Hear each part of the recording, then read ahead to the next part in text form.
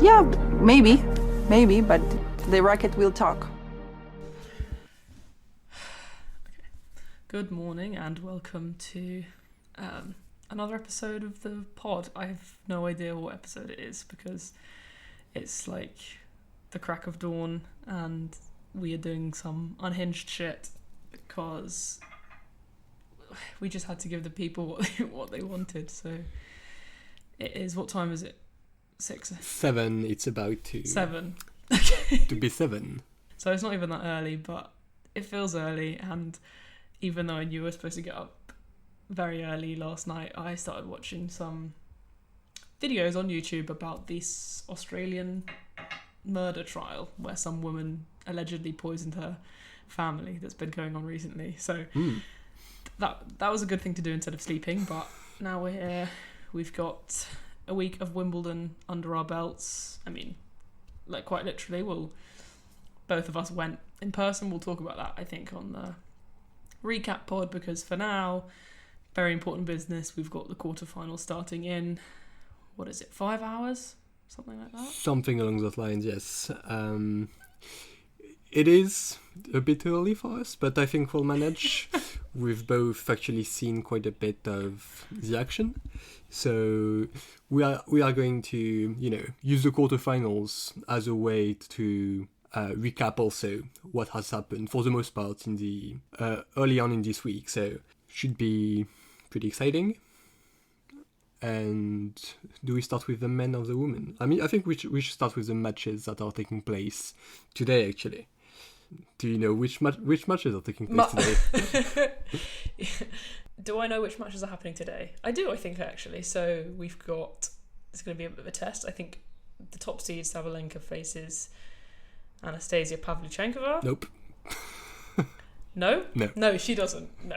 Sabalenka plays Laura Siegemund, who's also old. That's why I got them confused. Future Wimbledon champion Anisimova plays Pavlyuchenkova. Those are the two quarterfinals on the top half. And then on the bottom half, which plays tomorrow. Mm-hmm. Yes. We've got Iga Świątek against someone else who won yesterday, who I'm going to get in a second, because I'm going to use the time to talk about how Mira Andreeva will play someone else who won today. Okay, this is shocking. I do know who it is. I can't access this memory right now. Give me a clue on who Iga plays. Eyes closed tennis. Does it narrow it down? Samsonova. It is. Yes, and of course Andreeva plays Bencic. That's the women, even though you said we were going to start with the men, because I think it's unlikely I get through all of them. With the men on the top half, Yannick plays Ben Shelton, Sam's favourite outsider.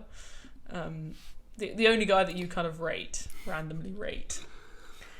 Underneath him it will be Karen Khachanov. Nope. No. Who is Sina supposed to play in the semis? Yeah, I know, it's a good question. I thought it was Karen Khachanov. Oh, Djokovic. Oh, sorry. Djokovic plays Flavio Cobolli. On the other half, Khachanov plays... Clue? Fourth favourite, in my opinion. Bublik is out. Yeah, I didn't have Bublik at fourth. I know. Who did you have at fourth? It wasn't Jack Draper and it wasn't Bublik. Oh yeah, no, that's right. It's my fifth actually. Yeah, it's Fritz. Fritz, yeah, okay, fine. Khachanov plays Fritz. That sounds like a boring match. And Alcaraz plays someone not very good. Back the Brits. Charlotte, you have to. Cameron Norrie, yes. Backing the Brits. Oh, sorry for not calling him very good. So those are the quarterfinals. And of course we all know what they are, as you can just tell. Let's start with the men's ones, as you said then. The first one is... They play today? Yeah, Fritz and Khachanov play, and as well as Alcaraz and Norrie are today. So go ahead with Fritz and Khachanov. What happened there? Sure. I mean, Fritz had, I think, probably the most interesting first week run, because it started really, really rough. I mean, we mentioned it in the preview, and I felt actually really confident, probably too confident, that Fritz would come through that test against Petri Perikar, because in my mind I just thought, it's this guy who's like really really solid, who can handle those matches that are like really serve dominated and like still find an edge, still find returns on big points, and overall too dominant from the baseline to let some chances slip away. But actually, they played quite late Thursday, and the roof was on, which that's never something you would want when you face Petri Perikar at Wimbledon.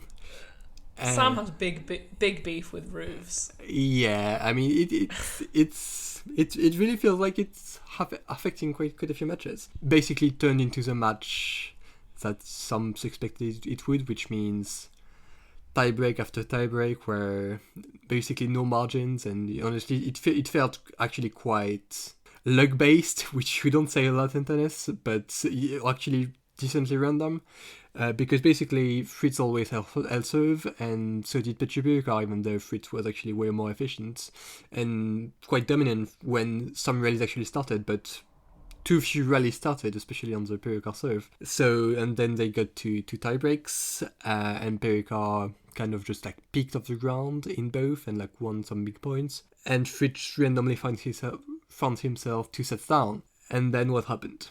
Yeah, I mean, it's just so much pressure to put on someone. Whenever you're in a position to win, to break someone's serve, it's so much pressure, because when it's someone like Petri Perikar, because it's just like, in that moment before the serve, you could kind of watch it happening. Fritz was like, you have to pay attention, you have to be so there ready for it, because you don't want to waste this opportunity. They don't come along very often, and in those first 2 sets he was getting bothered by that. Like you said, he was in some of the service games, like more than Petri Perikar was in his, because he's a much better returner. But it just gets to, I don't know, love 30 or an important point, and Petri Perikar can just put in a massive serve that Fritz, sometimes you think you should get back, but then you consider the pressure of the moment, and you understand why it's so difficult to keep asking him to get those returns back in play. And then I don't know, he played, I think we watched this together, right? He played a great tie break. He was down in the tie break. In the 4th set tie break, I think it was. 4th set tie break. Okay, so yeah, he played. He broke for the 3rd set? He broke in the 3rd and in the 5th, actually.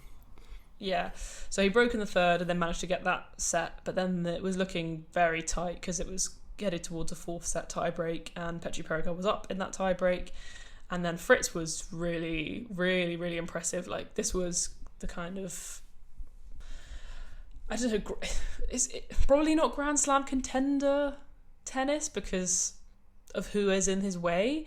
But if they weren't there, if these 2.5 guys weren't so like generationally good, I think you'd look at that performance and say like, okay, Fritz is kind of ready to win a slam, because it was back against the wall stuff against a really tricky opponent, and some guy who's not easy to win points on his serve, lots of points in a row on his serve, and that's exactly what he did. He was down, what was it? 5-2, I think. 5-2. I mean, it's pretty good. And then then they suspended it at 4 sets. Yes, they did, and they came back the next day, and they played 1 set, and Fritz actually broke like toward the end of the 5th, and he just served it out really easily. So I mean, yeah, I actually think it's well deserved. Petri Perikar kind of messed up one of the points in that late in that 4th set tiebreak, but on the whole, I think Fritz was actually the better player by a decent margin, and so when he won, it felt quite well earned, I would say. And let it be known that Sam told me this was not an interesting first round match and did not have upset alert written over it.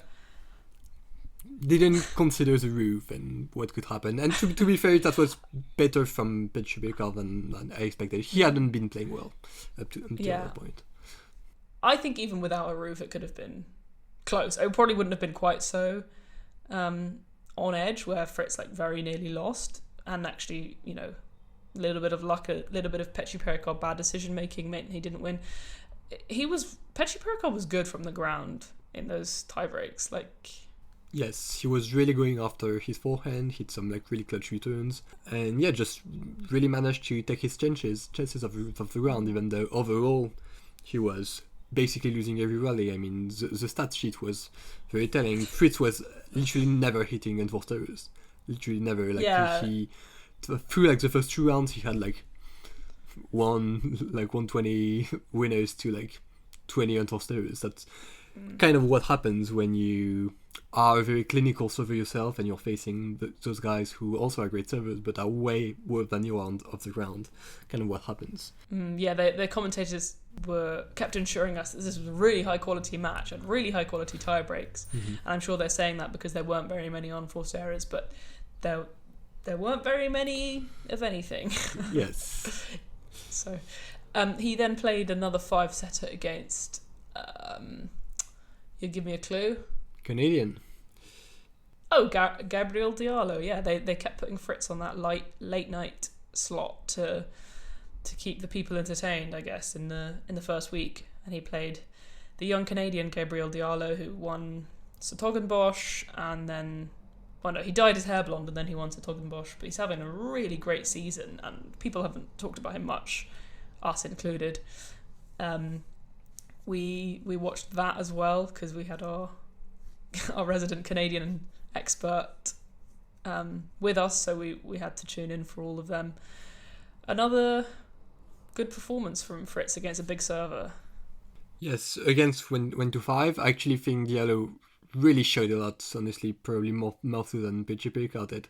He was just able to, get something going in return games because he's actually quite a good athlete with a pretty good ground game for someone who actually serves really, really big. So it wasn't, entirely different from the match before. But once again, Fritz, when that fifth set came, he was actually quite dominant. And so, it felt like Diallo got a bit worn out physically, which Fritz didn't at all. Played basically like 3 or 4 days in a row and seemed completely fine through all of it, and there he was. The Diallo match went overnight as well? I don't think it did. I think he actually finished it that day, I think. Okay. Yeah.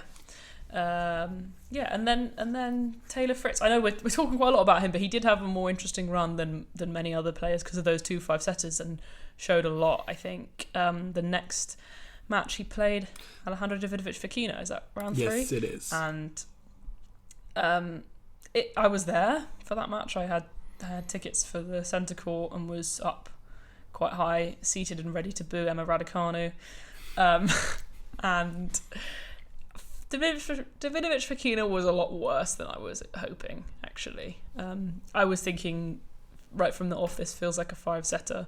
A 5-setter that Foki will lose, but a 5-setter, and really he was lucky to win a set. Like Fritz was super clinical, got breaks early on, did his serving thing, kind of outplayed him from the ground as well, which I just didn't really expect. I think those first 3 rounds were really good performances from him. Who did he play in the 4th? I think it was Thompson, but wasn't much of a match because Thompson was injured and had to retire. Yeah, that's right. So Fritz kind of every match got a bit easier, I guess. And so far, much easier in the end, yeah. Yeah, and actually by name as well, I think the prospect of facing Petri Pericard is probably scarier than the prospect of facing Jordan Thompson. But here he is in the quarterfinals, and he'll play Karen Khachanov, another kind of mainstay of later stage Grand Slam tennis on the men's side for the last few years. Whether or not he is a good player is not my business, really. I mean, but he's here again. You give him an open draw at a slam, he will be there. Yeah, one thing about him, he will not get upset, basically. Yeah, when there is an opening, he will take that opening and make a quarter. It's like his, I don't know, it has to be like his 8th or 9th, or at least at the slam, which feels quite high for the player he is overall, I think it's fair to say. Yeah, he's basically, I always think Khachanov has the ATP game, Like that is what the ATP, the way that there are some players. I'm sure you can think about it. A player on the WTA who has the WTA game. That's how they all play. There's varying levels of goodness. I think Khachanov is a quintessential ATP game. He's got a big, super heavy forehand, which he doesn't hit hard that often because he's a pusher, but he's also got a massive serve, and he moves like quite well for his height, but nothing special. That is, for me, he's quintessential ATP. So it kind of makes sense that he's like the barometer. Doesn't lose to players who are lower ranked than him, but just doesn't have a chance against players who are better than him. He also had a lot of 5-setters, right? He was. Oh yeah, I mean he was down I think 5-2 in the 5th set against Nuno Borges. So actually he was about to lose pretty much, but he actually fought I think quite well, and there he is. I think we actually called this in the preview. We said, "Oh, this sounds like a section that Khachanov can come out of," and he sure did. Because it was a lot of injury and people who were not very good on grass in that area, I think. Yes, very much so. And he played another 5-setter against someone not very good. Sorry, that's mean. Yeah, I don't think I actually remember any of that, but probably. I think he played. Did he not? He just played 5 hours against someone. Was that Borges? I think it was Borges. I don't think it's his only 5-setter. He tussled. Guys, let us know in the comments who else Khachanov played 5 sets against. Oh, it was Mochizuki. Oh, right. Who I decided to be high on at some point because I think he won Wimbledon juniors. Oh. In 2019. So, and he was up. Mochizuki was up 2-1 against Khachanov, but he came through that. So, yeah, expectations for this quarterfinal, Khachanov Fritz. Probably a bit of a slugfest, but I just rate Fritz higher in basically every way. I can't think of honestly anything that Khachanov does better, which is that type of matchup, when you have two players who in some ways are similar, but one just executes everything on a higher level. So yeah, I think Fritz is making the semis, and it's quite well deserved. Yeah, very, very good grass season for him, actually. Regardless of if he wins this match, but if he does, yeah, very, very impressive. And I really have been quite impressed by his play overall. I think there's a lot of losable matches and moments where you could have seen him mess about a bit because of the situation, and he just didn't. It was quite businesslike. And my sister sent me a message being like, do you think tennis players are on Hinge? I don't know why she's asking. I think because she's back in London, she's thinking, oh no, maybe it was Tinder. She could hop on while she was there. And then she talked about how she watched this TikToker who who met her tennis boyfriend on Raya, and I was like, who is it? And she was like, Morgan Riddle. So she is reaching the normies, yeah, and getting them into tennis, I guess. I hope. Yeah. Then the winner of that match plays Alcaraz Norrie. So Alcaraz. It's dropping sets, that's what he's doing, basically every single match. The only match where you felt some sense of danger for him would have been the first round against Fabio Fognini, which I thoroughly dismissed in the preview. Another one I called, and Sam said, none of that. Well, yes, I mean, I think it's fair to say Alcaraz probably shouldn't have dropped 2 sets to Fognini. I don't know. Did you watch the match? I watched quite a bit of it, yes. Fognini was excellent, and even Alcaraz was like, this guy's so good, he needs to keep playing. Little does he know, he's incredibly lazy and only would be able to do that, once a year when he is actually playing an interesting match and an interesting opponent. I mean, Fognini hasn't won a match this year, and he was as close as players get in a 5-setter to beating Alcaraz. I mean, not really, but he played 5 competitive sets against him. The 5th set wasn't competitive, I would say. Yes, he was. He had loads of chances and he fumbled them. Oh right, he did. That's true. Huh? Yeah. And it could have been, there was like 4 or 5 games in a row where he had game points. Yes, okay, yeah. So yeah, I guess that's true, huh? 5 competitive sets, yeah. Yeah, and it was great to see Fognini. I think it's likely going to be his last match ever, or at least it's definitely his last match at Wimbledon. He suggested it, I think. Which I think it's a good note to go out on, I think it's super nice. It's nice to like pick out what match is going to be your last match if like you perform great. I think that's a good way to do it. Yeah, it was his Serena Williams, Ayla Tomljanovic moment. His swan song. Love Fognini, great player, and Alcaraz agrees as well. But he got through that, of course. He then played Oliver Tarvet. That went as we expected. Everyone expected it would go. Apparently, it was closer than the scoreline suggests. But yeah, Tarvet is pretty good, I think. Yeah. Oh yeah, you were watching it. Mm-hmm. Yeah, that's your assessment. Pretty good. Yeah. How old is he? Like 22 or something. Okay. Is he a college guy? Maybe. I think so. All right. You would know if he was, because they mention it a lot. They find it very fun when British guys go to college. He then played in round 3. Who did he play? I think it was Struff, no? Yes, it was Struff, and I should know because I was there. Yes, I watched that match, and afterwards my mum was like, the men's grass tennis isn't very good because they just serve. My mum said exactly the same thing. She's been watching Wimbledon, and she's like, well, I was watching Monfils and Humbert, and it's like, it's a lot of service winners, And I'm like, yeah, that's kind of how it goes. Yeah, so the ATP are getting allegations of being serve bots from anyone and everyone nowadays. Yeah, so that there were some slightly good Alcaraz points, but really I think that's like the least entertaining match I can remember him having played. Struff was double faulting a lot, and yeah, I mean, it was less close than I expected it. And it was 4 sets, or... It was. Yeah, a big bozoing from Alcaraz after he won the first in about 17 minutes. He turned off his brain for a bit, but he made it through, and then in the 4th round he beat... Just no idea. I don't... Oh, Rublev. Oh, yes, yeah. Yeah, he beat Rublev. Also in 4 sets. 4 sets, yeah. So lots of sets dropped so far. What are your thoughts on Alcaraz? Because I have my own. I think it's...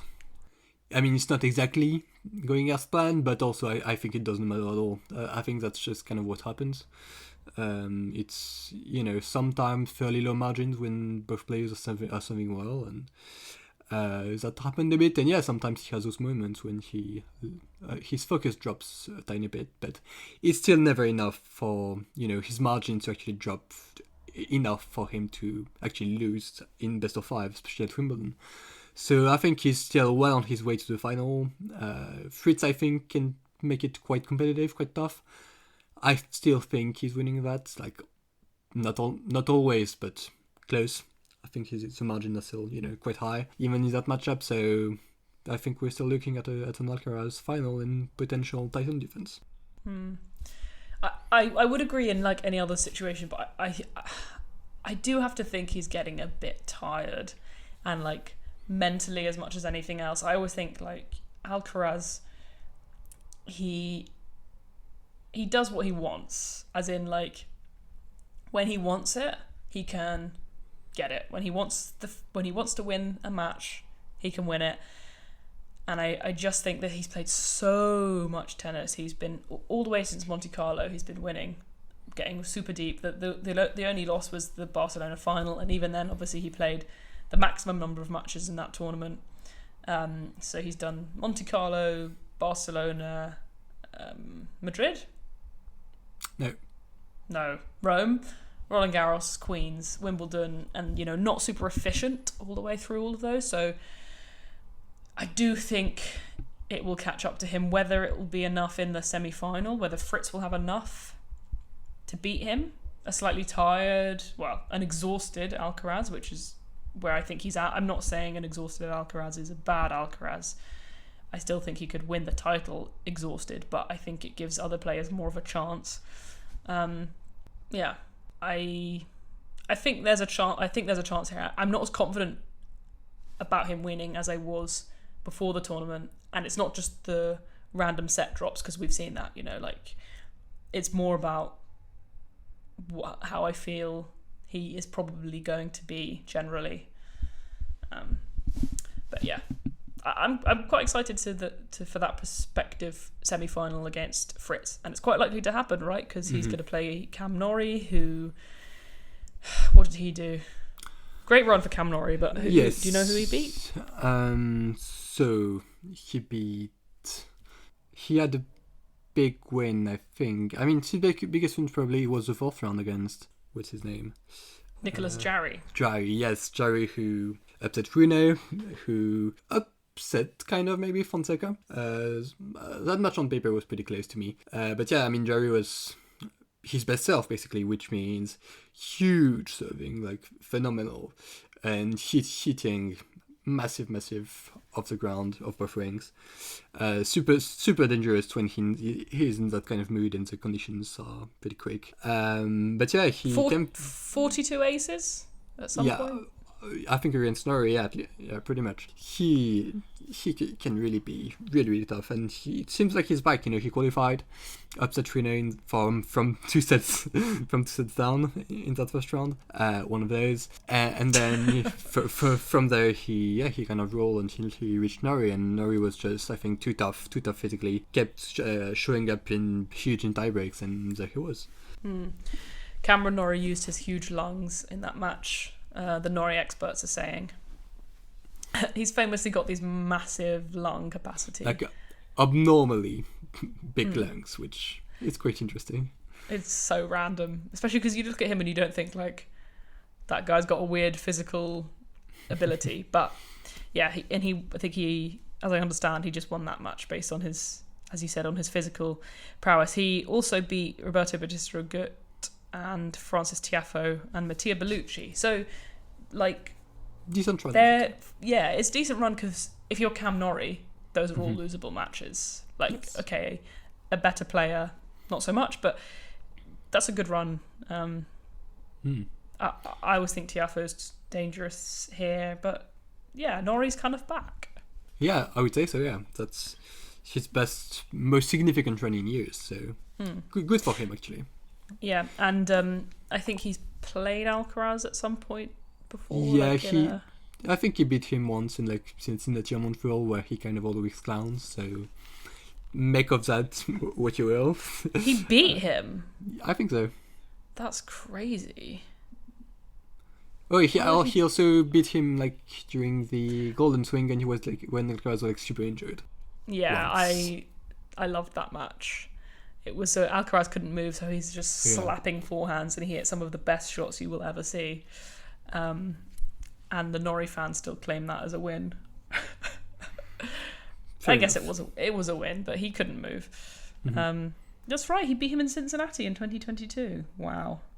He used to be really bad in that hard court swing before the US Open. And Alcaraz has really gifted a win against him to almost every player. He's losing to Deminor for some reason in that swing. I don't know. Yeah. So winner of that match to play. So Alcaraz match will play Fritz match. So probably Alcaraz Fritz. We agree. Yes, for sure. And did we have that in the predictions? I don't know. It's likely. It feels like I would have predicted that. Yeah. I think we got it. Okay. I'm leaving here with something. On the other half, Yannick plays. Have I forgotten again? No. Oh, maybe you have. See, you did mention it. It's Sinner against Shelton. Yes, I did remember that one. Yeah. What do we think about that? How did they get there? I mean, for Sinner, the first 3 matches, complete non-events. Took everybody apart quite really comfortably, looked good, kind of the same way he did in the early rounds in RG. But then came Grigor Dimitrov, who, I mean, if you remember, we didn't think he would finish a match at all. But unfortunately, he didn't finish this match, the biggest one. He was 2 sets to love up, was playing really great apparently. I actually missed most of it. Yeah, I was watching John 2000. Of course. Yes, and apparently it's okay. So, well, from what I saw, Dimitrov was like playing great, serving huge, actually, way bigger than he usually does, like up to 140 miles per hour, which I don't think is the usual Dimitrov serve speed. So that was quite something, and obviously doing great with his backhand slice, with his forehand in attack. Really doing basically his best Federer impression, which that's how it kind of all started for Dimitrov. But then, yeah, they were at 2-all in the third, and Dimitrov basically like tore his pec muscle. I think that's how you said. And it was really sudden. I mean, he played like 2 points on serve, and he actually held that game, and he like held his pec, and he basically like dropped to the ground because it was so painful. And yeah, and he then went off court for like 2 minutes and came back, and that was it. So that makes it weird in lots of ways. Obviously, you have to start with Dimitrov, and it's devastating. It really is. That could have been one of his biggest wins ever. He was well on his way to that. So, yeah, how do you feel? Yeah, obviously, really, really sad. I did watch a decent amount of it. I mean, I was at dinner, but I still had it out. I was watching, and yeah, he was making it look so simple. Like, other players would watch it and be like, "Oh yeah, you could just play tennis like that. Like, you could just hit a really big serve and then hit a forehand. Or if you're drawn into a longer rally, you keep slicing until it kind of draws a short ball or it draws an error. You break early on in the set and you keep holding. His returning is always really great on grass because he has these chip and slice returns that not everyone has. Yeah, he was making the tennis look really simple, and playing at the level that he has a few times over the last few years. Last kind of 2 years, he's had a little resurgence. Yes. And I mean, you would, in a normal situation, you'd still say, okay, Yannick, I think you can get out of this. But he was a little bit injured himself. He was feeling his elbow a bit, as I understand. And I think he was very concerned. I think this was a situation he and not everyone felt confident that he could get out of. Dimitrov is not a scrub who peaks for a bit, but then you think, I'm going to get it all back on track, especially when you've got an injury. He is a guy who could realistically, from that kind of position, win that match, especially playing the level he was. So it was, I think, quite scary moments for Sinner, but just like so sad for Dimitrov, who's retired from the last 5 slams in a row. Yeah, it's so weird because his career was always, he was like well conditioned, that there was a thing of this guy is super fit and he can outlast you in matches. He's just been problem after problem, injury after injury. I don't know how many of them are like connected, when you have an injury here and you have to overcompensate here, or he's pushing too hard because he knows it's towards the end. But this, as I understand it, this could be quite a long one to come back from. Like, I think it might be the end of the season.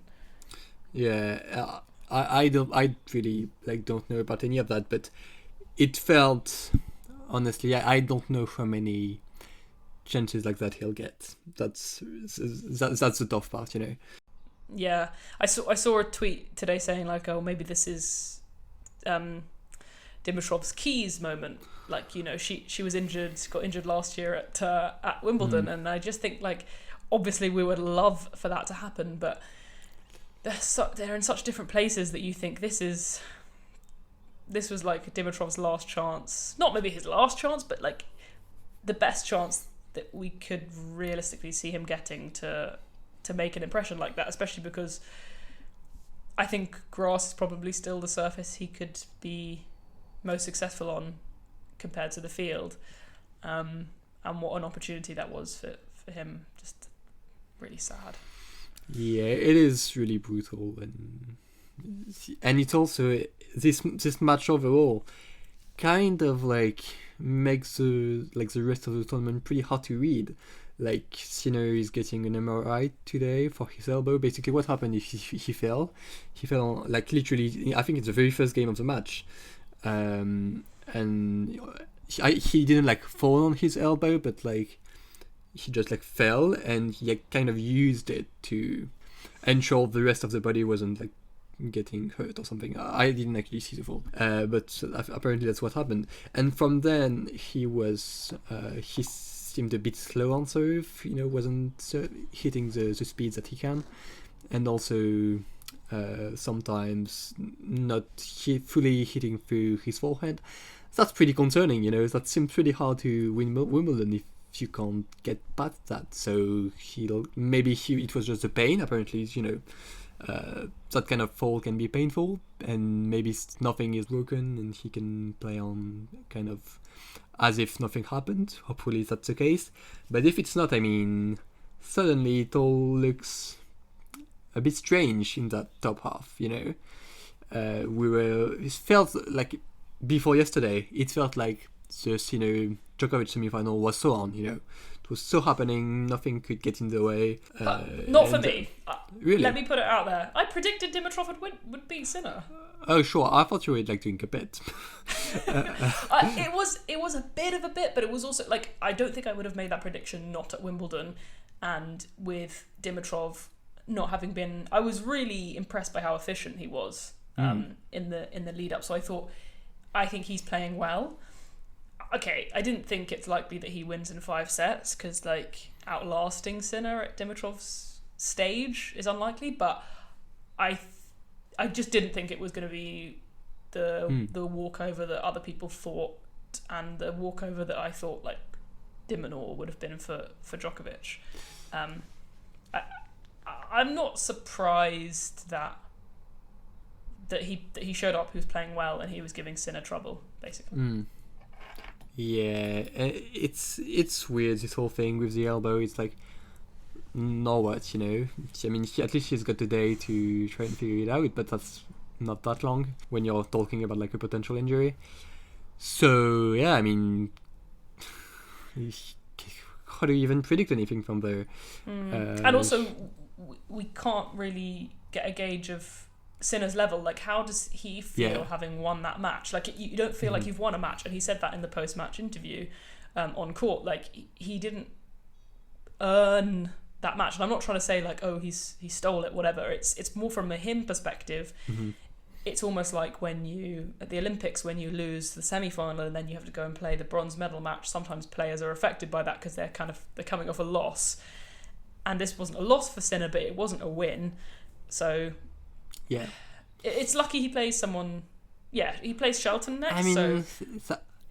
If the elbow isn't fully right, that's not easy, Yeah. Okay, so I think he can lose this match if he is injured, but I think Ben Shelton gives him time. I don't think it's going to be a beatdown. I think it's going to be 5 sets, even if Yannick is injured. If he can play on the court, he'll push Shelton even if he loses the match. If that makes sense. I just don't think of Ben as being ruthless efficiency, So that's pretty fair. Although he has done really well to get there once again. You've really been won over by him, haven't you? I do think there is something about that. The draw opens up for him. It often does. Basically, it always does. But he's always there as well, which not everybody can say, honestly. We've seen loads of top men's players just faltering basically at the first hurdle. He isn't like that, He really shows up. He knows he can do well, and he really sees that opportunity. And once again, there he is. That's his 4th or 5th quarterfinal at the Slam.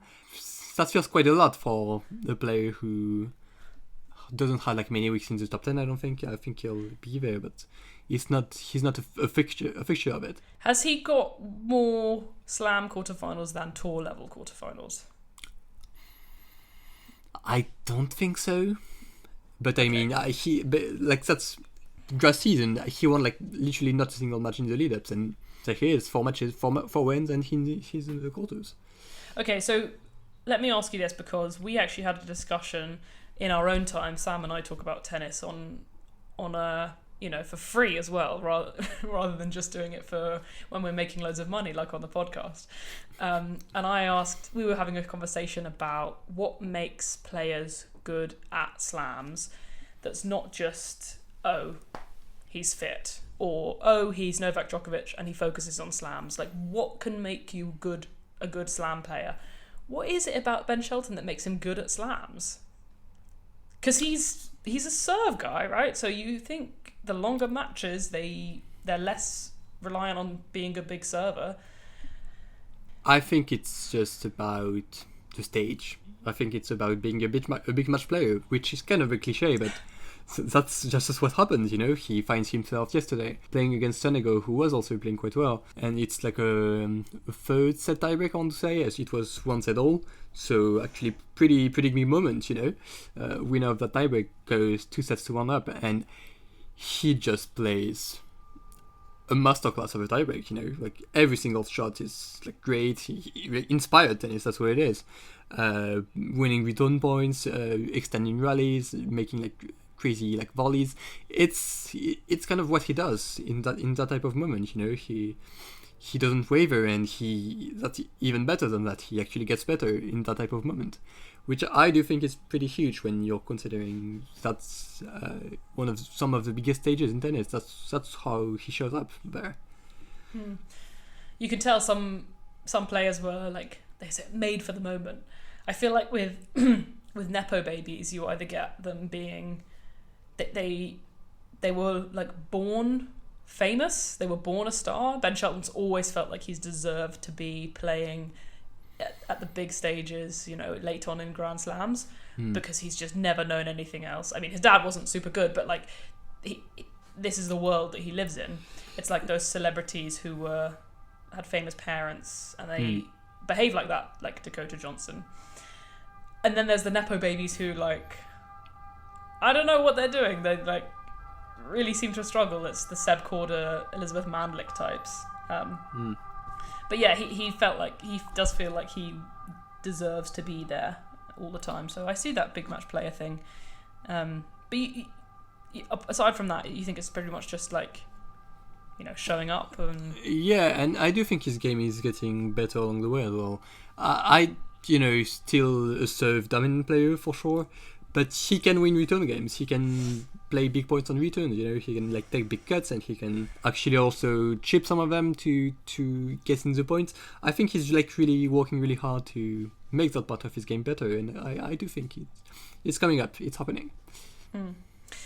10 ATP level quarterfinals for Ben Shelton. 4 of them are slams.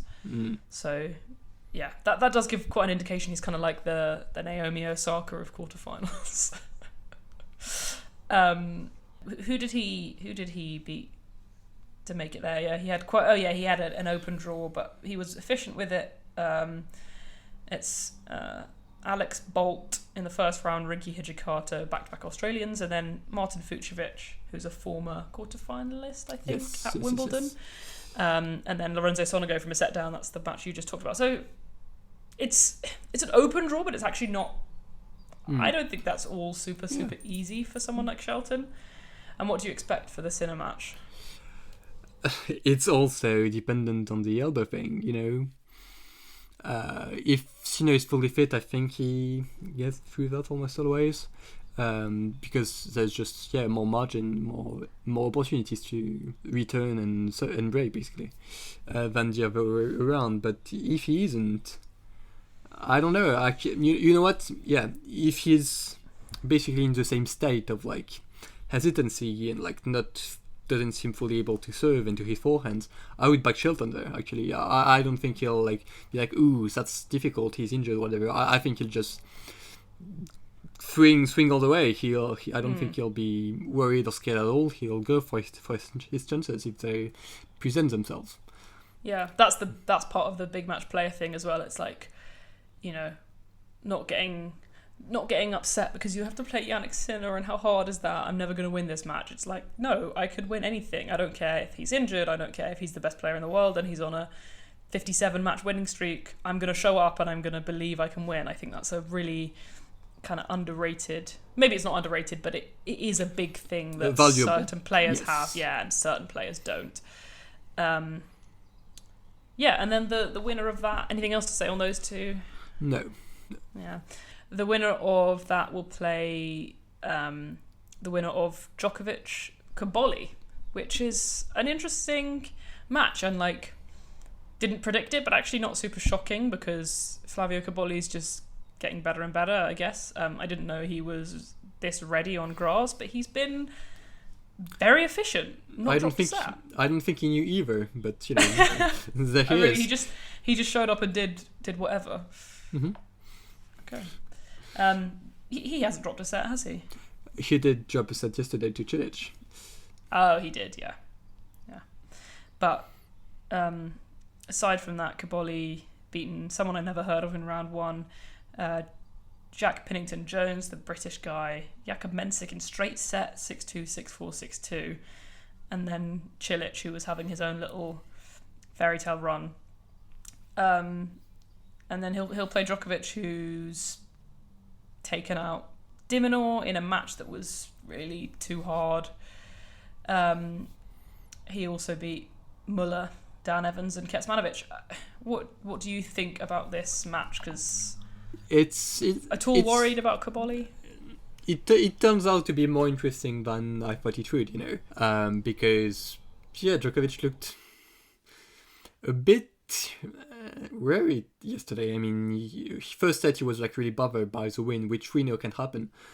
But beyond that, you know, he was losing like the long rallies, which there were a lot of. That's domino we're talking about, and he was basically relying pretty much entirely on his serve return first strike superiority, which obviously is a pretty huge edge that he had over domino. But Kaboli, if you know, maybe they also like show up in the win, maybe that will be tough again. I'd favor Djokovic like almost always, but bit of concern there, you know, like it's even beyond that first set. Didn't seem like he wanted to, well, I mean, he was willing to play them, but he was just losing a bunch of them because, I don't know, he was just maybe not as fit and not as tough as Domino was in that way, which Kaboli is also super athletic, you know. I think that's basically still his best asset on tour, bigger probably than any of his like actual like ground strokes on serve or return. Kaboli is everywhere. He's like probably a top 5 athlete on the ATP right now. So I didn't realise that. Who is your top 5? Do you know? I mean, it's Alcaraz. It's probably Deminor. We put half Kaboli up there. Shelton? Yeah, Shelton also is really athletic. Not as fast maybe, but really, really like impressive physically as well. No, but yeah, that's what he has, and seems like that might be a bit of a bother against Djokovic if the like serve return thing isn't like fully dialed up, basically. And he's been struggling against Italians recently. Not just Yannick. He's had losses to Musetti and Nardi in the last 2-3 years, so... Okay. Well, I'm just saying. Yes, I think for me, the thing I noticed about Djokovic this tournament, and I think it's been happening for a little while as he's getting older, but... really, really notable is how unclutch he is. He's just wasting so many opportunities, break points or big points on his own serve that you'd want him to just put away and win, and he's not doing it. It was that first match against Muller where he had like 7 set points or something like that in the first or in the second set. So yeah, I think, and we noticed this against Sinner and Roland Garros. It doesn't seem to be getting any better, this problem with not being at all clutch or clinical even anymore. I'm interested about the Kaboli match. I do think Djokovic will win. I think like he didn't like the conditions against Dimonor, and I think the way Dimonor was extending the rallies wasn't Djokovic didn't like it. I don't think he likes when someone tries to outlast him in a rally, and then he kind of tries to step up to that. And I'm just like saying to him, just bash. Like, you are a better ball striker than Dimonor. Just bash the ball. And he's trying to outfox him by going long and moving the ball about. And like, he's a better mover than you because you're 50 years old. I think it will be more straightforward against Kaboli, even though I'm quite excited about this match, actually. Yeah, but I can see that, yeah, for sure. Yeah. So, who's your semi-finals and then who's your final? It's just, you know what, basically I think that's how I'll break it down. The only way I can like actually account for the potential Sinner injury is by putting Djokovic through to the final. You know? That's because even in a world where Sinner is injured, there's still a chance for that, you know? And now that there might be something wrong with Sinner, yeah, I'll do it based on that. I'll go Djokovic here in the final. And Alcaraz also will be there. That's still who I'm most confident about actually meeting there, because he doesn't have as big a hurdle as Sinner or Djokovic. You know, that's what it is. And what about your semis? So yeah, I mean, I guess it's still probably Sinner Djokovic, maybe, or Shelton Djokovic. Basically, that is still also an option. And I think it's almost always Alcaraz Fritz. That's one I do feel quite strongly about. And you think Alcaraz is winning the title? Yes, I would say so. Yeah. I mean, it's weird because overall you don't like him missing Djokovic at the moment. That's not been recently a successful matchup, but that would be a third consecutive Wimbledon final, and he's won both so far. So based on that, you'd say he's quite favoured. I think Djokovic is winning. I think he's going to be... I think Jannik's in a bad place. I think Shelton wins that match, and I think Djokovic beats him, and I think Djokovic then beats Alcaraz in the final. That's my... But I think a lot of it, almost all of it, rides on the Jannik injury, because it has to be bad enough for him to either lose to Shelton or Djokovic. And those are different levels of bad, but I think there has to be an injury, a fairly significant injury, for either of those things to happen. At this stage, I don't think like peak level Jannik would lose to Djokovic. I could see it, but I'm not predicting it. I'm thinking it's more likely that he's a bit injured. And yeah, same as what you said. Novak will go through. And I think he's going to be Alcaraz in the final. Yeah. On to the women. We'll just kind of... Well, we'll do the same thing. We'll look at the quarterfinals. I know we already named them. Let's see how I can remember them. I think first up today is Sabalenka against Laura Siegemund. Not the name we expected to be there, but nonetheless, here we are. How did both of them get there? I mean, you can start with Siegemund, might be a bit quicker. She basically performed the equivalent of tennis witchcraft, which is a compliment. It is. Did she watch Tatiana Maria's Queen's Run and say, that's a old lady slicing these women to death? I will do the same. Yeah, I think she just has that ability, you know. It's something she can do. And actually, she probably can do that and more. From what I've heard, I haven't watched that much of her, but basically I think she just slices a lot.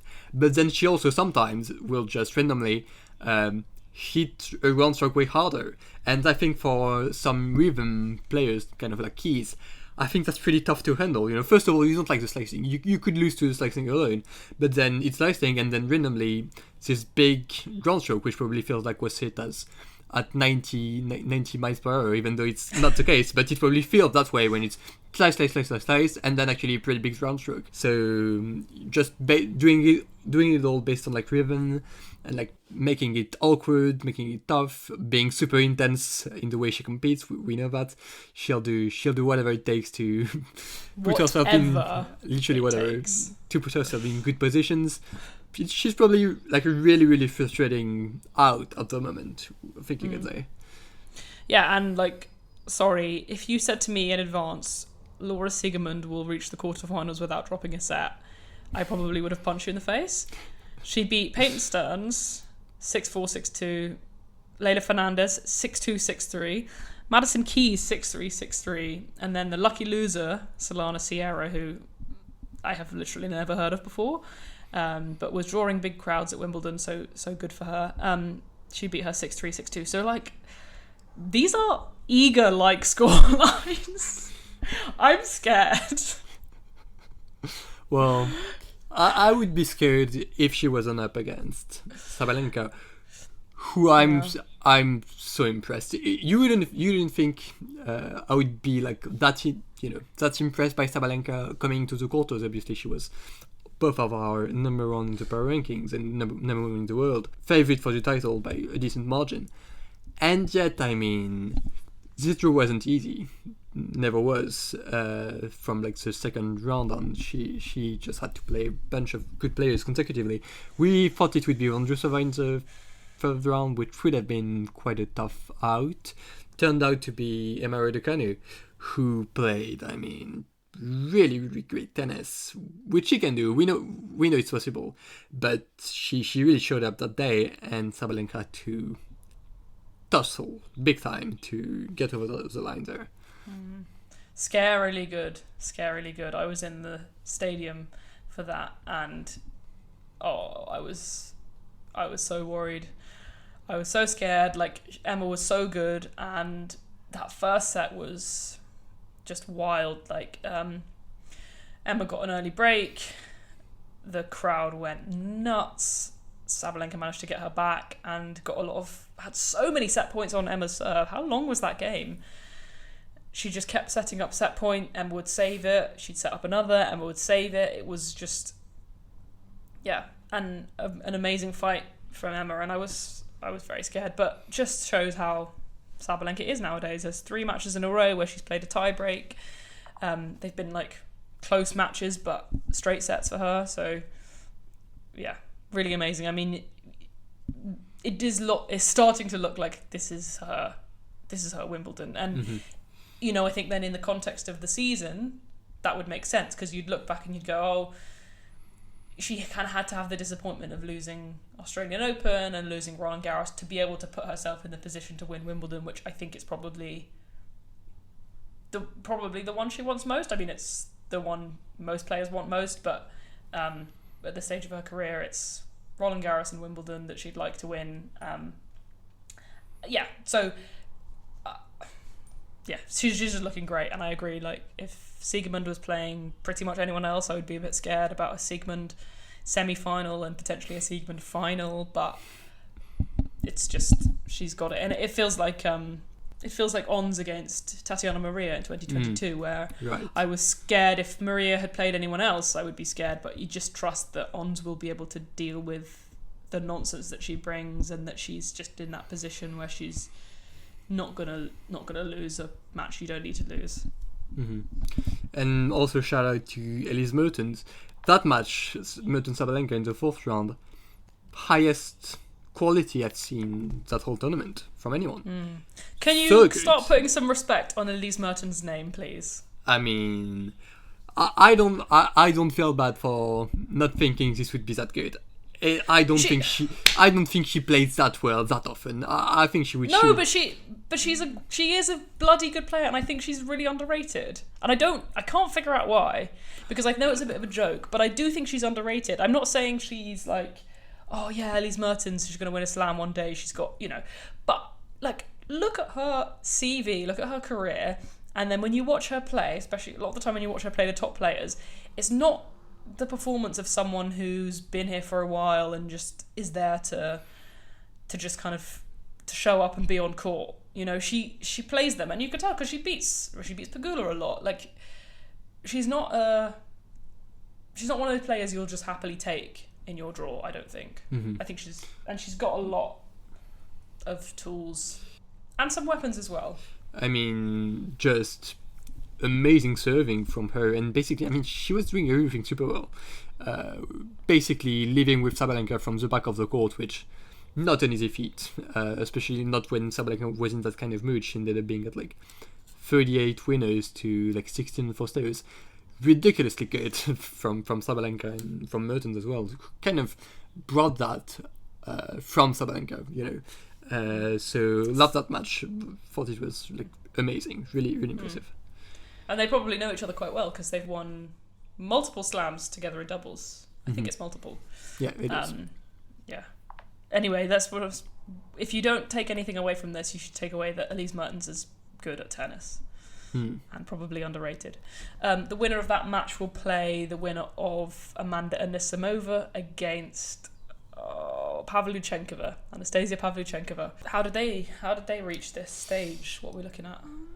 I mean, for Pavlyuchenkova, the standout match is probably the Osaka match in the third round, which was no comment. I mean, it was a good match. Basically, what happened was they both were holding serve, basically, like a bunch of times, most of the time quite comfortably. But then when it was time to, try to be steady and to clutch it out into the latter stages of set 2 and 3, Naomi kind of folded in both, which was tough to see. It's basically, it keeps happening. That's what it comes down to, The level is basically there in any of her losses this year, you would say. And it's just, I at this point, it probably feels like it's just scar tissue accumulating. She gets in those positions again and again, and she just can't quite get over the line. But Pavlyuchenkova is playing really well. She played Carter in the next round and had to deal with, I guess, the dark art of the British establishment. Cancelled the electric line calling. They made the call. They said, turn that shit off. Yeah, and Pavlyuchenkova ended up having to play, I think, a tiebreak in that first set, even though she might not have had that not happen. But she came through. She basically, when it mattered, she was able to kind of hit Carter up the court, which not that easy. Really athletic, really skilled, I would say, player. But tools? Yeah, for sure. But Pavlyuchenkova and her basically super pure, clean ball striking that she's had probably since she was 5, and she still has at age 44. That's still what she brings to the court, and that can still bring up some slam quarterfinals, which is quite impressive. I'm overall happy for Pavlyuchenkova. I don't know why I don't dislike her. I feel like I should, but I don't. I obviously did dislike her in that round 3 match when I showed up nice and early. Well, not that early, but on time, trying to see if I could blag my way into court 2 to watch Naomi there. I've never seen her live before. I managed to catch a sliver of her from the kind of open door, and she won the first set, and I was feeling good, and I was like, guys, I think it's happening. I just think as dodgy as she's been this year, I don't think she loses this from a set up.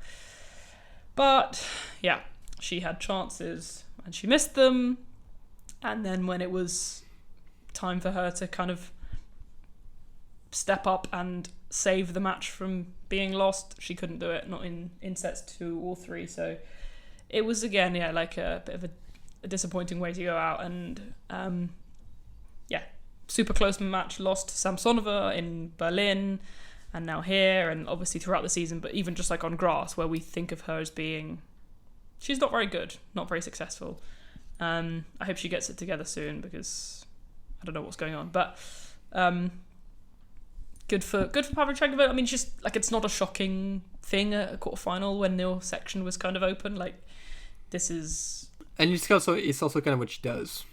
Yeah. That's her second quarterfinal this year at a slam. Yeah, so. In a slam, yeah. And you're right, when she's in the rhythm, whatever, those ground strokes, they don't lie. She played a really good match against Sabalenka at the Australian Open, so but she will play next the greatest player to ever hit a tennis ball, Amanda Anisimova, who is getting closer and closer to that Wimbledon title that we all knew was coming. To be fair, I mean, it does feel good to get that prediction right, We both Hold on, she hasn't won yet. Yeah, no, that's true. No, but I mean, in general, predicting a deep run for her, and it actually happening. It does feel quite good. She hasn't always been actually playing like peak Anisimova tennis, I wouldn't say. She's really struggled against both Galfi and Noskova. Noskova I could have seen coming. Galfi I could have seen coming. So, Sure. so Anisimova opens up her account with this double bagel against Yulia Putintseva in a match that we thought could have been tricky. She beat Iga last year here, just didn't show up to that match, and Amanda was ruthless. And then who was it in the second round? Do you remember? No, don't think it was like very eventful. No, I think it was someone relevant. Renata Zarazua. Maybe it wasn't someone relevant. No. But then you've got she faces the very talented Dalma Galfi, who won a junior slam, who I think is a talented scrub. And she made it harder than it needed to be. Noskova match was a good performance. Did you watch that? Yes, I watched every single ball of that actually. No, I did. People were watching afterwards Rublev, but I knew something more interesting was happening. But yeah, she started well, I would say, and she was like never like truly bad. But Noskova, I think, had more on her serve, and she got it going in the second set. And at that point, it's like, ooh, actually there is trouble there because Anisimova wasn't like serving great herself, and she just seemed way more likely actually to be broken than Noskova, and Noskova was just holding because her serve is actually really good. But then and Anisimova's serve is not good. It's no reason for you to be that tall and be one of the purest ball strikers ever and have a very mediocre serve. Yeah, no to raise about it. But yeah, and Anisimova ended up being a breakdown in that first set, and you start thinking, ooh, might actually be Noskova's time. But no, Anisimova fought like so well. I think she won like 12 points in a row or something. She's turning back on and basically never looked back. That was from like a competing like standpoint. That was super good, super impressive. Yeah. I love that from her.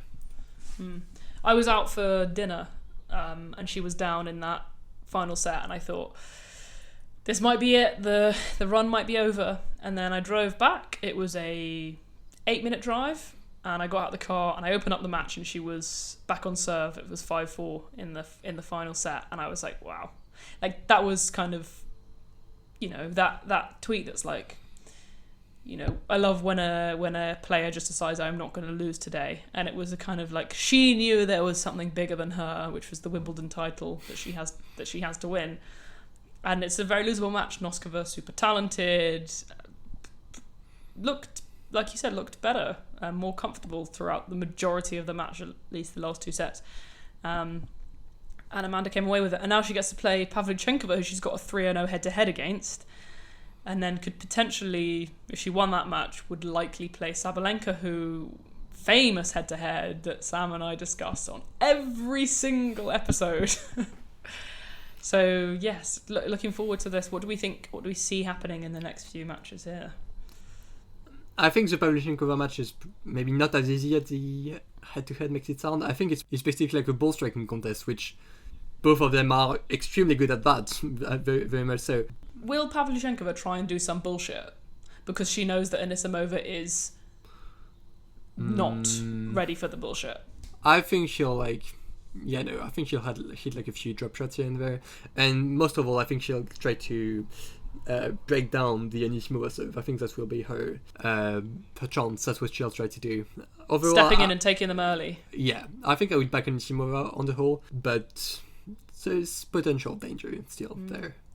I'm worried. Yeah, Pavlyuchenkova is the kind of player that I do get a bit scared when people play, because I think she's a little bit better than we give her credit for right now. Like a little bit more dangerous than we give her credit for right now. Yeah. David from the Tennis Podcast keeps trying to make Anisimova and variety happen. Like he seems to suggest it all the time. He's always like, she's got a little bit more levels to her game than other people. She's a bit more varied than other people. There was one where he's talking about the Queens. I don't understand. What are you talking about? This is not like true. The least varied player on tour. Yeah. And he was talking about her in Queens like she's got more than Madison Keys, and he just said it again. I was listening to their podcast last night. He said it again. Like, I don't get it. Like, I wish it were true, but this is a woman who has Oh no. one of Yeah. the best backhands ever, one of the best forehands ever, one of the most natural ball striking techniques ever, and that is what she relies on. She does not move her feet, she does not slice, she barely serves. It is how well can I make contact with the tennis ball. That's her game. Yeah. Anyway, so what is your prediction for that match? No, I guess Anisimova in 3 is, the fairest way, I think, to... And then she'll play Sabalenka, I guess? Yes, Sabalenka in 2 would be in the quarter. And how do you see that semi-final then? 'Cause I think Anisimova has to step up. It has to be... she has to serve better than she has been, which I guess is a tall ask for her.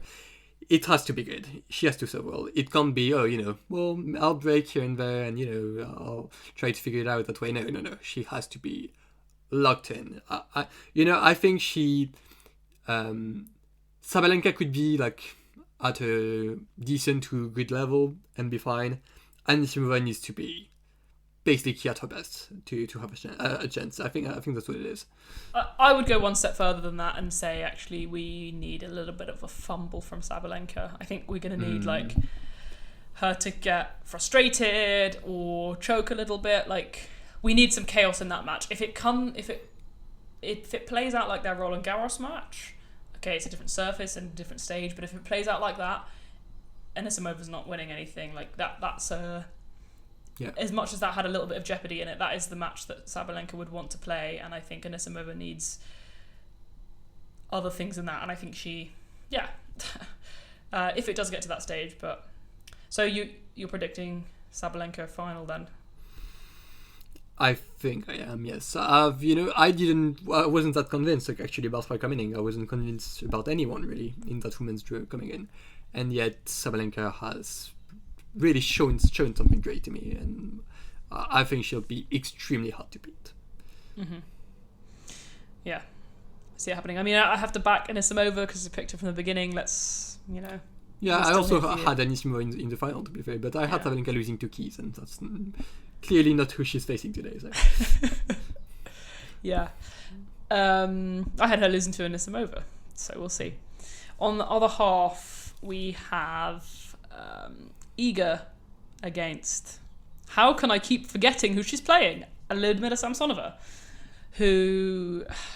I mean, excellent grass season from her, for sure. She is a very, very good grass player. Like, really, we've seen now for quite a while she's been elite in grass season, Samsonova, but Iga likes that matchup. Yes, and it's kind of funny because you wouldn't think she would like that matchup. The thing about Swiatek is always like, those big hitters with like big serves and big returns, that's who can bother her. And while that's true to an extent, there are some that she kind of always beats still.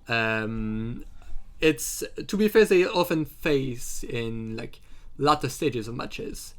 And that's often when Samsonova is probably at her most vulnerable and her most nervous. And so it's, about, I think a lot of the time about Swiatek being dialed in and being ready for that type of match, whereas Samsonova can get really tight.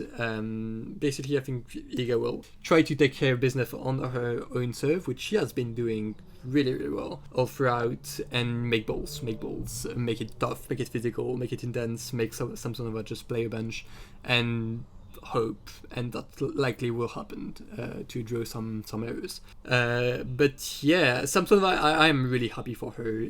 Draw was it's true. Draw was kind of open to finally make that first slam quarterfinal. Should have happened a long time ago. Is it the first? It is the first. So it was the fourth round she got to in 2020. Yes, and she lost to Tamjanovic because she was kind of like tired. Was it 2021? Oh no, 20... I don't remember what she actually did at Wimbledon 21. She won a few matches. After she won the Berlin title, I think she got quite far. I'm pretty sure it was round 4. Yeah, and then round 4 in 2022 US Open, when she was kind of like tired and lost to Tamjanovic. Yeah, you could see it coming apart because she challenged a ball. She stopped play in the middle of a... yes, that's she true. challenged the ball that was on the line, and then from then on it was just crumbled. Yeah. But yes, I do love Samsonova. I know you like her and it's a bit of a joke and stuff like that, but she is she's very frustrating to watch play, Mm-hmm. but she can be really good, and she can be, when she's on it, Yeah. you know, her eyes are always closed, so she never knows where the ball is going, but we Yeah. can see. And at the end of the match, she hears game, set, match Samsonova, and she knows that she did well that day. Sometimes she hears the opposite, and she thinks, okay, Yeah. the balls did not land in today. It's not her business where the balls go. Yeah. She is good at making them get there. And she's so sweet as well. Like, I love those players who are like huge, aggressive ball strikers, and then in the interview, they're like lovely little, you know, Yeah. oh, she's got her little Italian accent and everything. Not just because I kind of hope she wins that match, but not because I am an eager anti, because actually I generally turn my eager anti-ism off for Wimbledon, because I would like to see her win one day. I just think that Samsonova's good on grass, and like, Yeah. actually I don't mind who wins this match. I'm looking forward to it. And actually, once again, Swiatek is playing great tennis. It is actually a bit shocking how good it's been. I said she was winning this year. Well, we also said that about Andreeva and now Anisimova. So Yes, and they are all in the draw. they can all do it. That's fair. But If Pavlyuchenkova wins, I'm not taking that as a W, because I did not see that coming. fair. But she's just doing a lot of things right. You know, she's serving great. That's really the main headline, I think. And then she's being actually very smart on court, which I haven't said that a lot lately, like at all. But yeah, she's just taking care of business. She's from the baseline. She's very hard to attack. Actually, she's sometimes counter-punching, which she has always been able to do. She just doesn't do it enough. But now it feels like it's somehow coming together. I don't know. I think maybe it's because of grass and she's not as confident. She feels like she can adapt more. She feels like she has to adapt more, and she somehow like finds it in her brain to do that, and it's been working out. I think honestly she might be tiny bit favored to make the final here. Biggest threat is probably Andreeva. Andreeva is playing Bencic in the quarterfinal. And Andreeva's been impressive. We kind of wrote her off in the preview because it felt like the Roland Garros match like really was in her head still throughout the grass court season.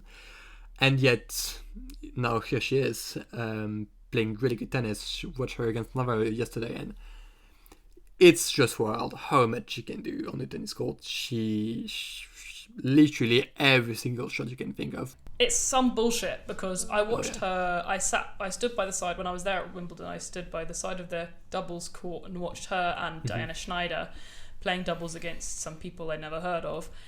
And I was like, this girl is just making it up as she goes along. And like we talk about her having good tennis IQ, and I think she does. And I think when it's singles, she does, when she recognizes that it's like a bit important. But like the shots she was hitting, I was like, that's not a shot that exists. But she can do it, and she can make it.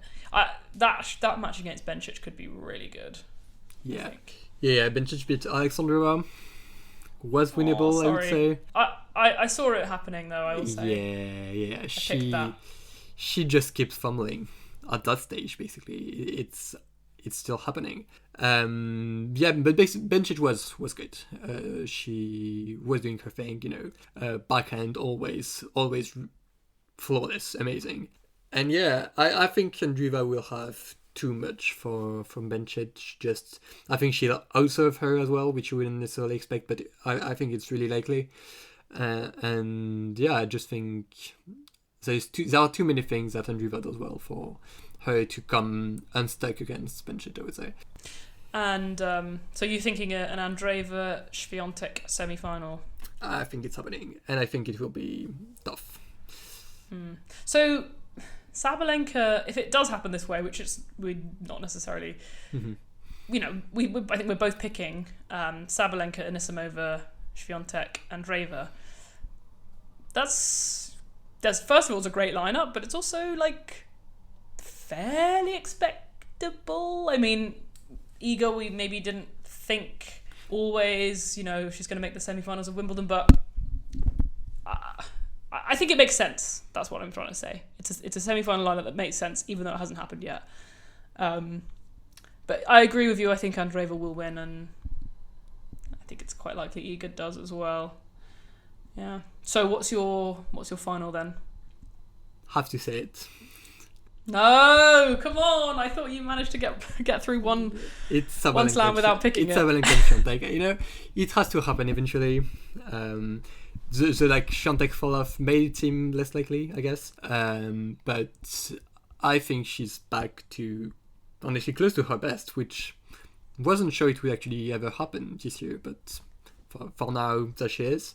Maybe it will, somehow like collapse for no reason in the semis, much like it has in past events this year, but I do really think there's something there. And Sabalenka is more obvious, I would say, and more likely to actually do it. But yeah, I'm excited for even if it's Andreeva Sabalenka, I think that's really great as well. That would be really great, because obviously they had that super one-sided head-to-head, and then the Indian Wells match happened. Like, if Andreeva goes through Iga Sabalenka to win the title, or... Ooh. Yeah. That would be quite something. Yeah. I hope it's Andreeva and Anisimova, obviously, but, I think I might have picked that in the preview pod when we were like... You did. Who the hell did I? I know that when we did the written predictions, I picked Anisimova Rybakina. Yes, you did. In the preview pod, I think I was just making up some shit. Oh yeah, that's true. Okay, I might have picked Anisimova Andreeva, and then when I thought about it, realised that's a bad pick because of Andreeva's issues recently. But yeah, well, if you make a billion predictions, maybe one of them will be right, and that's true. That for me is that's the dream final. Actually, that's what I would wish for. Unlikely it will happen, but one last thing. Are there any kind of notable matches that we want to talk about, by the way, that these players have played? I can't think of them. No. I mean, you could say Saturday was a really huge day for Swiatek, because within 3 hours, Rybakina dropped out of the tournament. She was due to face her in round 4, and then she handled Collins really comfortably. So it's one of those days when it kind of all works out, the stars align or something. So, and I know the Iga fans were really happy to see that. I sure was. Handling of Collins. I mean, no, I actually don't care about that fake beef or whatever. The beef. Okay. Yeah, I think it's pretty ridiculous and one-sided. It's one of those things, sometimes you do need some stuff to align, to work out for a big result to happen, and maybe that's what is happening. We'll see. And Rybakina lost to... She has 1,000.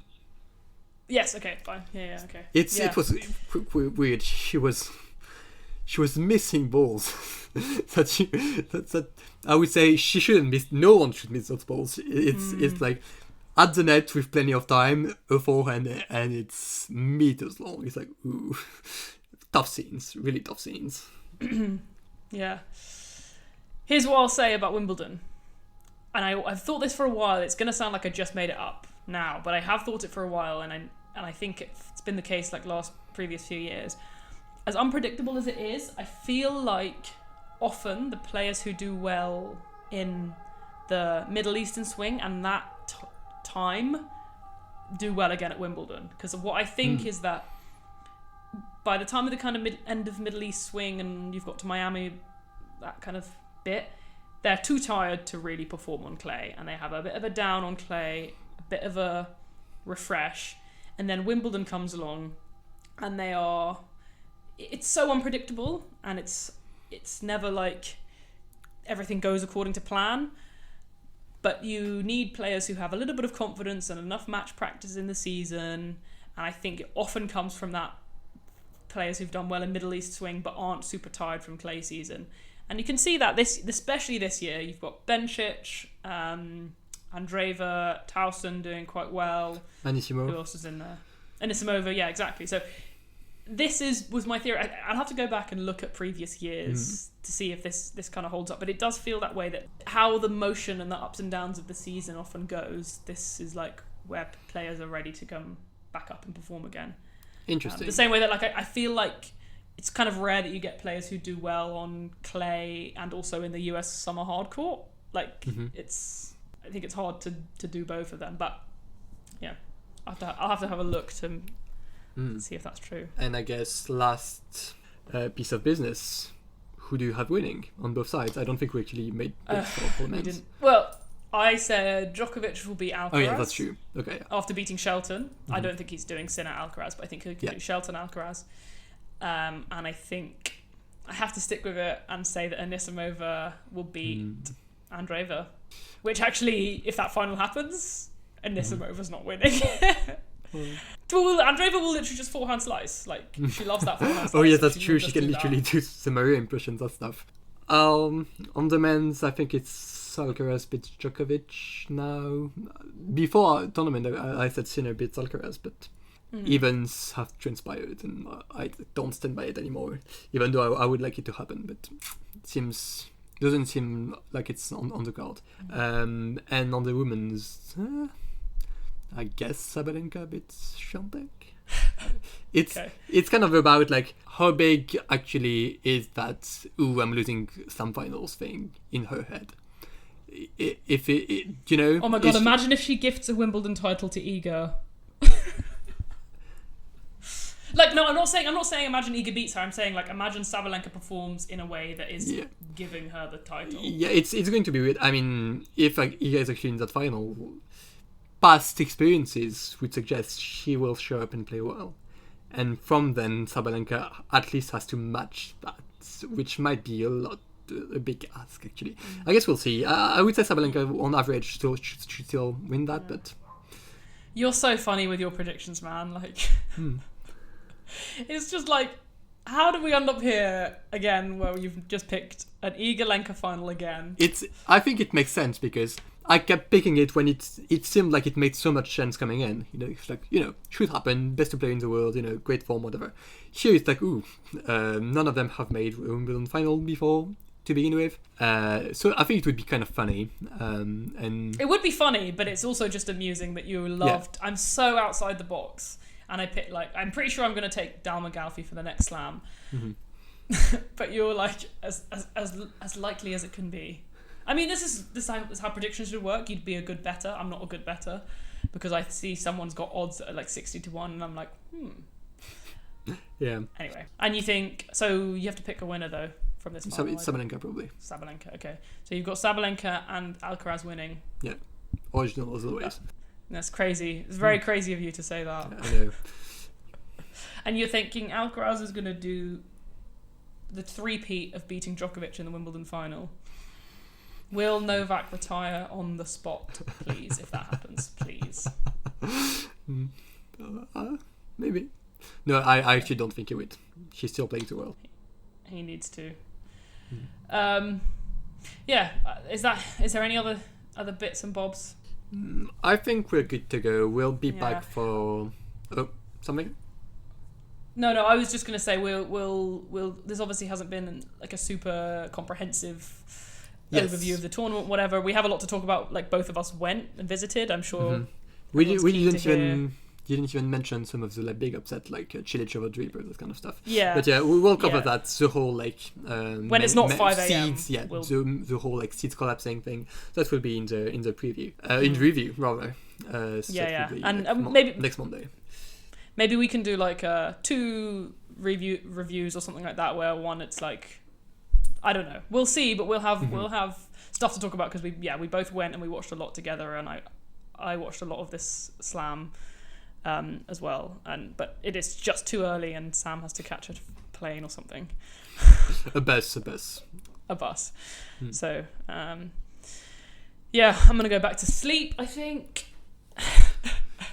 Yeah, and we'll enjoy the end of Wimbledon. I do think so. Well, I'm actually really excited. Yeah, same. It is a bit of a bummer that Sinner struggling because that could deny us of some potentially great matches. That's. It's a bummer because I don't want people to be injured, but the fact that it's far more open and it doesn't just feel like we're on the path to an Alcaraz Sinner final. Yeah, I'm I guess, a bit more interested in that. I obviously don't want him to be injured, but the prospect of a good match against Shelton and then a good match against Djokovic, more interesting than like 6-1, 6-2, 3. Yeah, that's fair enough. And on the women's side, I do think Sabalenka Sigmund could actually be quite awkward. But beyond that, I do think there are some great matches lined up. So it kind of all worked out. So enjoy the end of Wimbledon, everybody. We'll thank you for listening as always, and we shall talk to you quite soon. Bye.